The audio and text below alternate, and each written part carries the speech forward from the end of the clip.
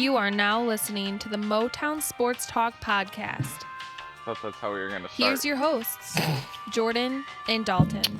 All right. Hello, everyone. Welcome back. Today is January 6th, 2021. Yes, we finally made it through what some may consider the worst year of all time. So happy new year to everyone. I hope you make the most out of this opportunity this year. And yes, we do apologize. We've been off for a couple weeks for the holidays and everything, but we're back now. And I would like to say better than ever, but as of right now, Detroit sports still seems to be stuck in some type of black hole. The Lions season is officially over at this point. We finally finished at 5-11. They currently have the 7th overall draft pick. And Stafford honestly barely made it out of the season alive. He played through the whole entire final game, which I didn't think he'd finish the game, honestly. But they protected him pretty well for the most part. Yeah, he finished the game. He had a rib, thumb, and an ankle injury. He is by far one of the toughest quarterbacks in the entire league, and I don't think there's saying any otherwise. And obviously, there's a lot of questions surrounding Stafford's future. He does still have 2 more years on his deal. There's a lot of questions surrounding the whole Detroit Lions team. Yeah, we'll get into it, but let's start with Stafford because that's the biggest question mark right now.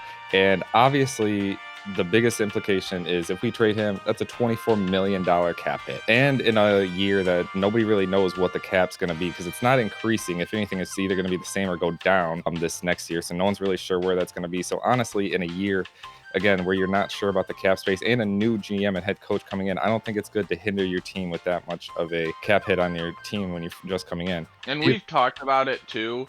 It's better to go out and draft a quarterback this year in the draft and have them sit behind Stafford.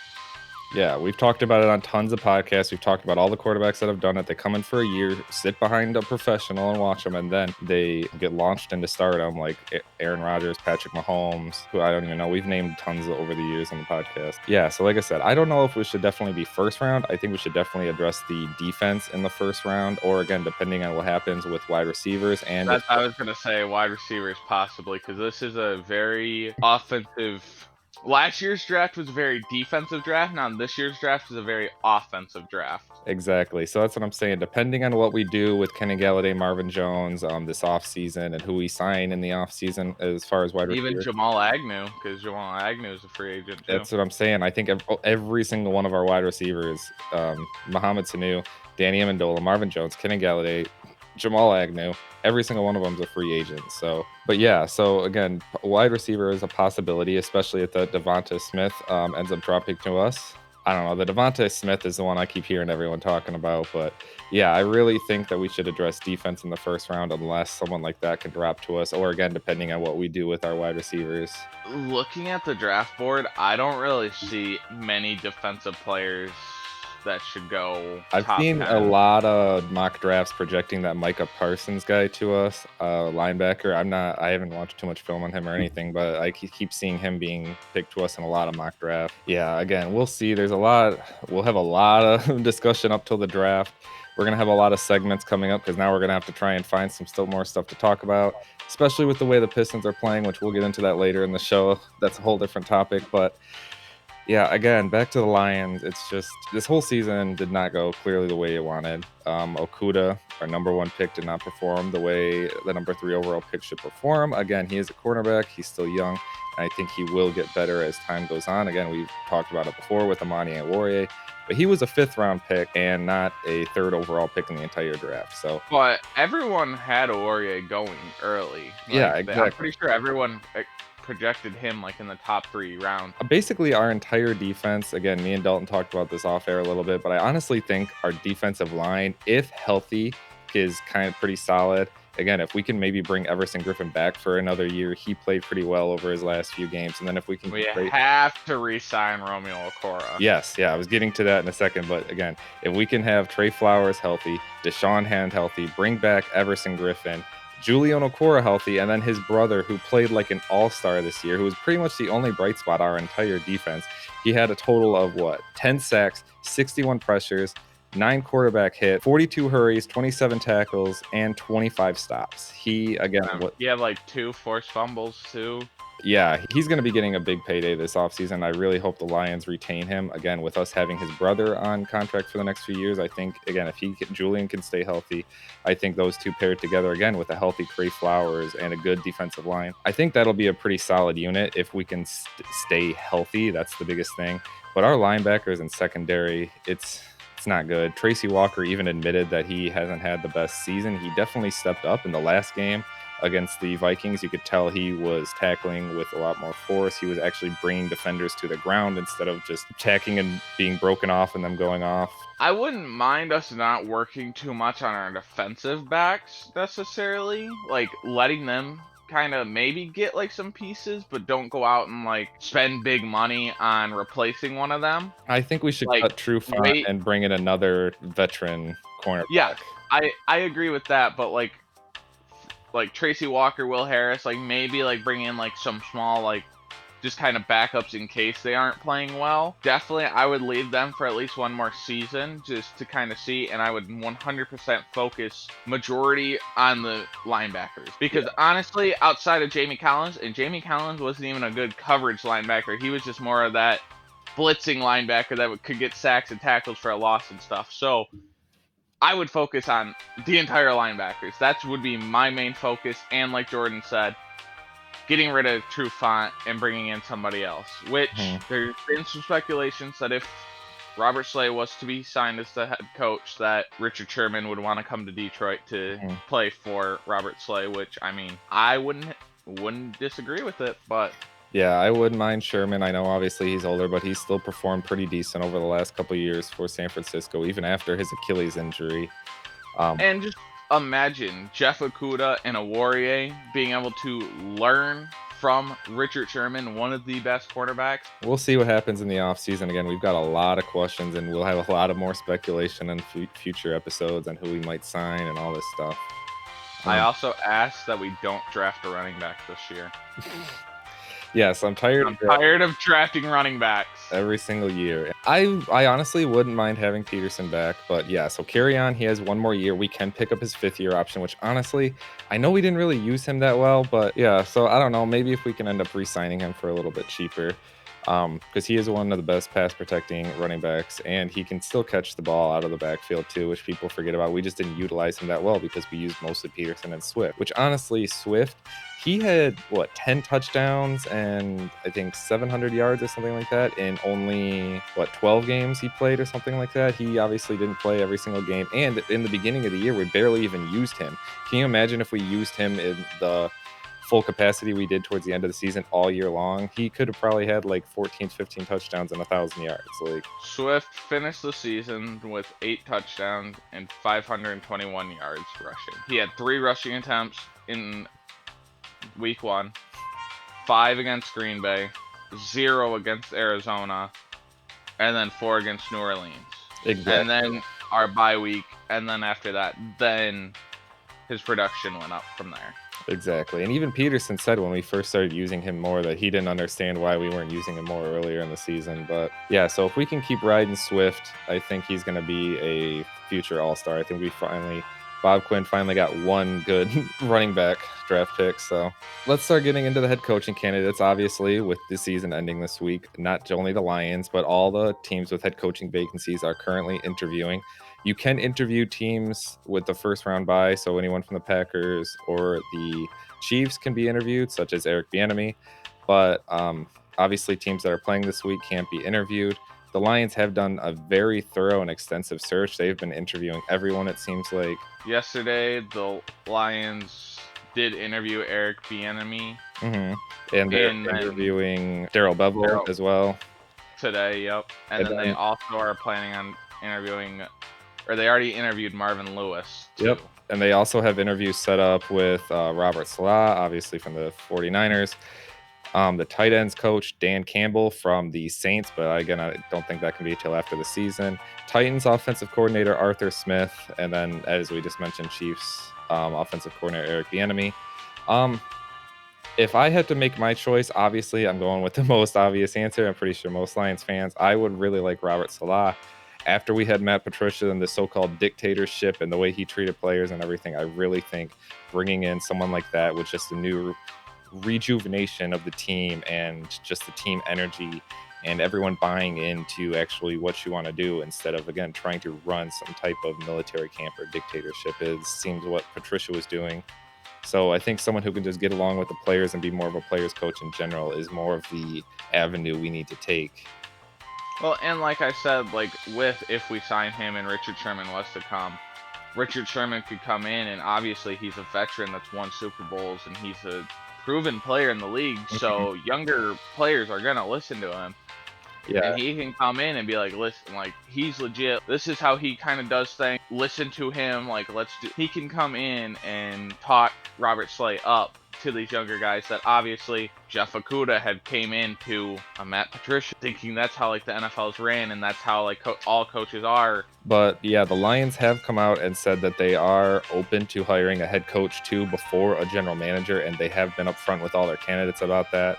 And I'm not sure if they're allowing the head coach to kind of coordinate and help them pick the general manager so that way they can work together, because I don't really understand how that'd work, is hiring a head coach and then them hiring a separate general manager that the head coach has never met. So I'm not really sure how that'd work. But possibly, like, obviously the Lions are doing interviews for both positions right now. So possibly all the GM candidates that they're interviewing, like, they're just talking about, like, how would you fix this? What would you do, like, with this team? Like, all this stuff. So then they kind of have what they would do. And then whatever coach they pick, here's our interviews that we did with these GM candidates. Like, which ones do you want for us to call back for maybe another interview, this time with you, so you can kind of meet them, talk to them, see how you guys fit together and stuff. Exactly. Obviously, I think that is a little weird hiring the coach before the GM. But we've seen it work out with the 49ers, who, like I said, if that's where Robert Saleh, if we end up going with him, that's where they did. They hired Kyle Shanahan. Then they went and got John Lynch as the general manager. So, and I mean, like, look at Seattle.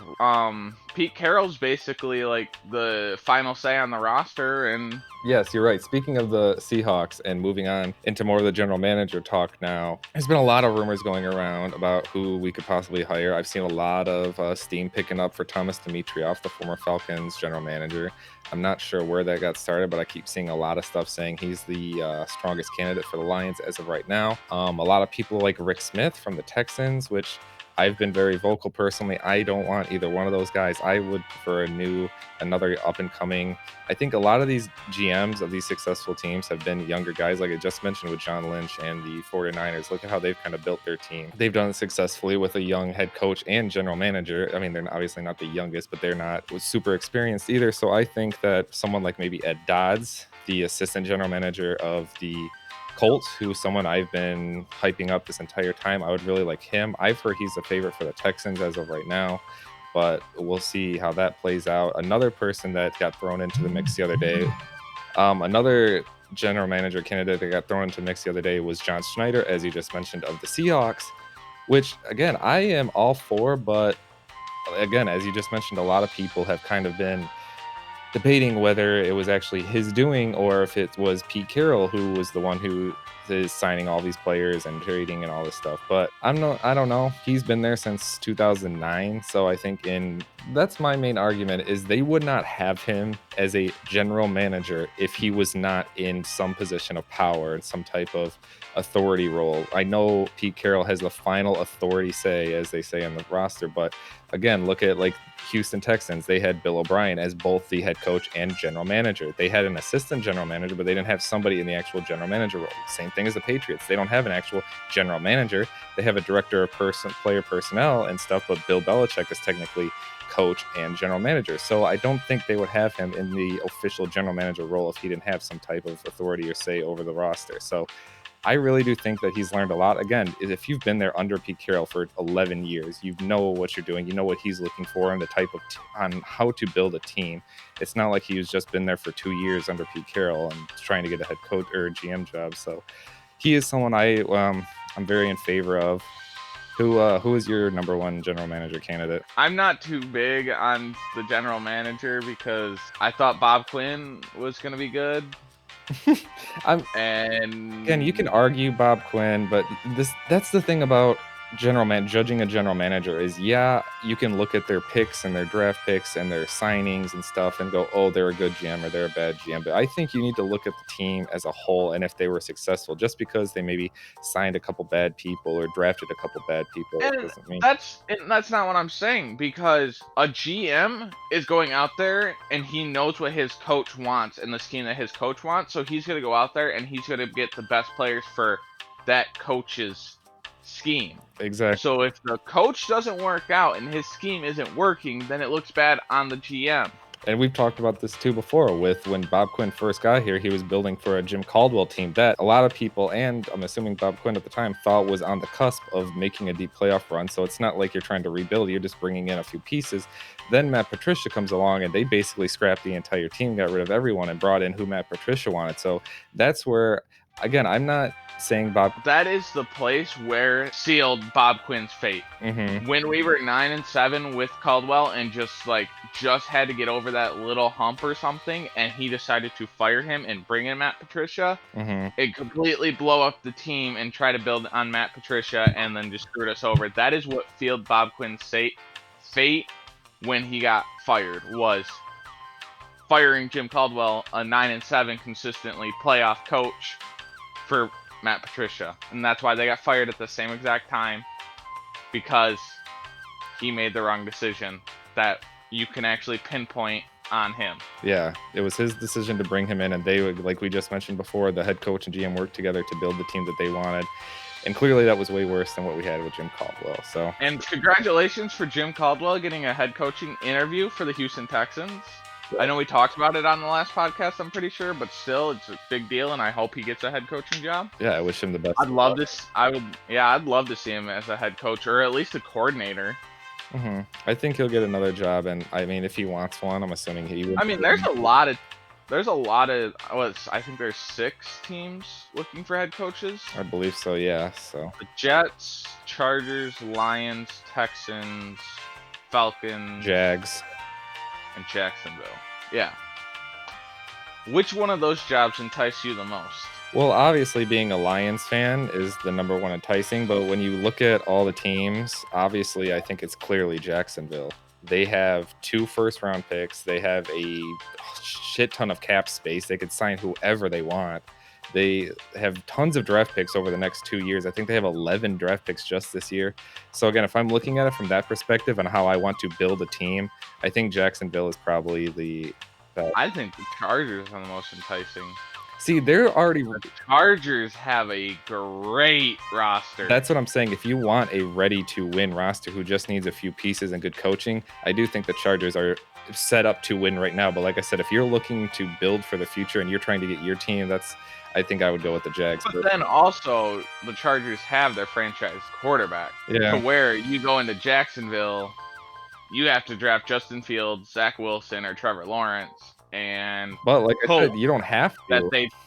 You can trade that pick, and like I said, they have well over $100 million in cap space. They could go out and sign who's the top quarterback free agent this year. I think Dak Prescott. Yeah, so I mean, if they wanted, they could sign him to a max contract, bring Dak Prescott over to Jacksonville. Like I said, then you go trade that draft pick, get more, and I don't know. There's a million things you could do down in Jacksonville. Like I said, that's why if I'm looking at how I want to build a team, that's where I would start personally. But and James Robinson, of course. Like, he is a fucking stud, dude, and I think it's going to be an very interesting offseason. Hopefully, we'll hire a GM by March.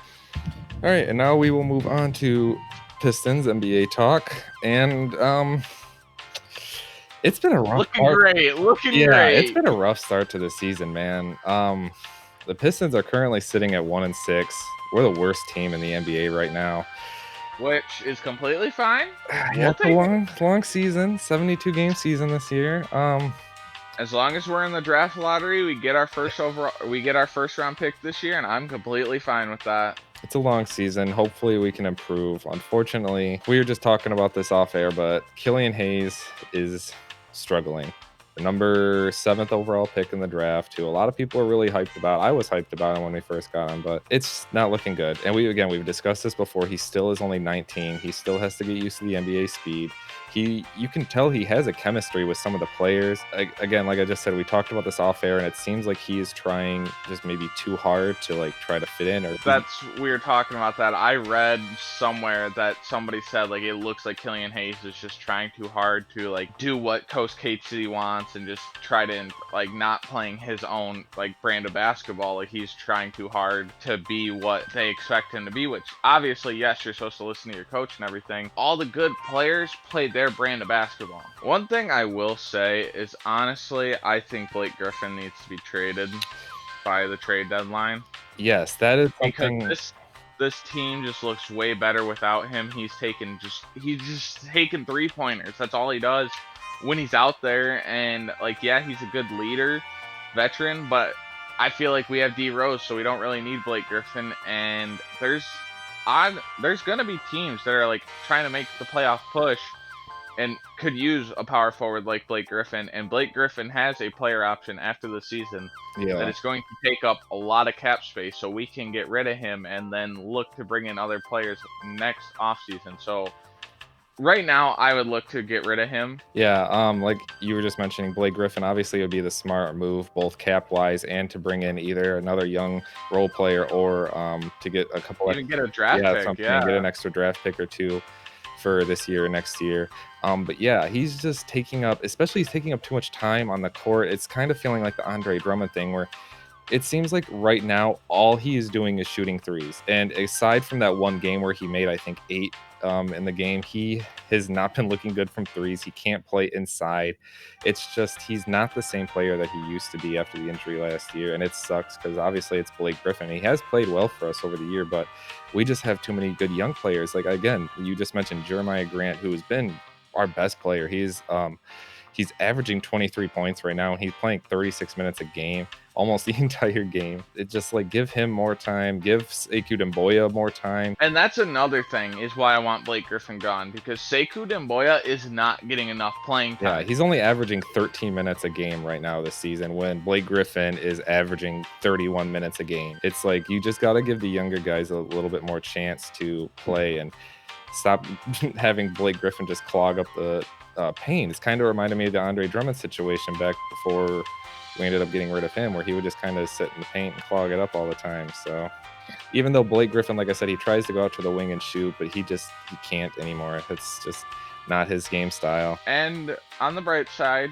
Sadiq Bey is looking pretty good. Mm-hmm. Obviously, he's a rookie, so he's still going to have his rookie pains. And last night's game, he definitely short-handed a couple 3-pointers and didn't look the best. Yeah. Isaiah Stewart's been looking pretty good, too.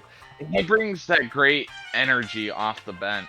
Mm-hmm. Yeah, he's not like a superstar that's going to go out there and score or anything, but he's there to rebound and hustle. And yeah, he's been talking to Ben Wallace. I see why, because he definitely could be our next Ben Wallace, an undersized center that is basically just there for defense and rebounding. Yeah, exactly. I'm not saying he should get more minutes than Mason Plumlee, because Mason Plumlee is kind of like the rebounding machine out there. I think that's the main reason we have him out there, and kind of for the pick and rolls too. We use him a lot for that. And we also love Mason Plumlee getting the ball at the top of the 3-point line, and then our guards cutting in and Mason Plumlee throwing a bounce pass to him. Exactly, yeah. They keep doing like little pick and roll plays like that or swing around plays, but I just think, like you said, I think Isaiah Stewart needs to get a little bit more time. And again, we've talked about this before. I think as the season goes on, they're going to ease in the younger players, except for Killian Hayes, who ended up starting and he's only averaging 4.4 points per game, and he's playing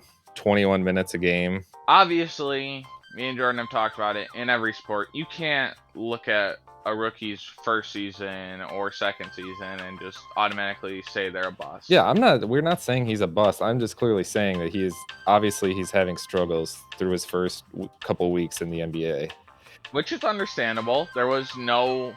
Yeah. It was the NBA draft, then you got 2 weeks of training camp, and then preseason games started in 2 weeks, and then boom, regular season.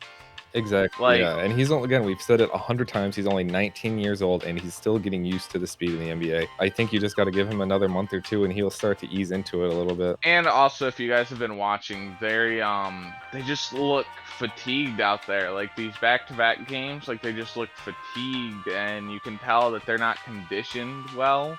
I think Like that's the whole team, like even Mason Plumlee, like last night he hadn't been subbed out yet, and he had a wide open layup, and he just shorthanded the layup. Good. And like Killian Hayes took a jump shot, and Killian Hayes shorthanded it or shorted it. Like everyone's just looks fatigued out there.